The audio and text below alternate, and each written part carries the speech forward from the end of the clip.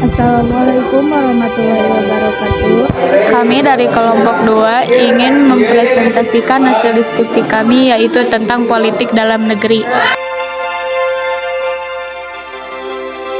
Pada politik dalam negeri pada masa Orde Baru, terjadi 5 repelita, yaitu yang pertama ada repelita 1 terjadi pada tahun 1969 sampai 1974. Yang kedua ada repelita 2 yang terjadi pada tahun 1974 sampai 1979. Yang ketiga terjadi pada tahun 1979 sampai 1984. Yang keempat ada repelita 4 yang terjadi pada tahun 1984 sampai 1989. Yang kelima ada repelita 5 yang terjadi pada tahun 1989 sampai 1994. Adapun program kerjanya, yang pertama stabilitas politik, yang kedua pembangunan nasional, yang ketiga penguatan keamanan nasional, yang keempat pembatasan kebebasan politik, yang kelima pembangunan desa. Next, kita masuk kepada keberhasilan politik dalam negeri pada masa Orde Baru. Pertama, yaitu stabilitas politik yang relatif kuat selama pada masa pemerintahannya. Dan yang kedua, yaitu pembangunan ekonomi yang signifikan melalui program pembangunan nasional dikenal sebagai pembangunan 5 tahun atau repelita.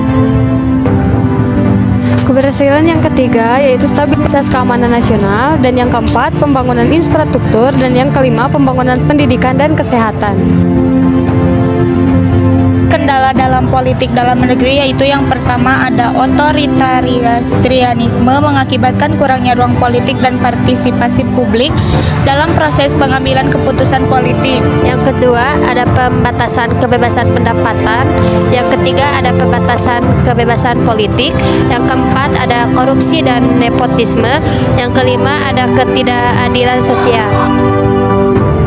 Adapun masalah politik dalam negeri, pada tanggal 13 Mei 1998 terjadi kerusuhan yang berlangsung sehingga 15 Mei 1998, yaitu penyebab terjadinya kerusuhan ini diawali oleh krisis finansial Asia pada tahun 1907. Kerusuhan semakin memanas setelah 4 mahasiswa Universitas Trisakti tewas ditembak aparat di dalam kampus pada 12 Mei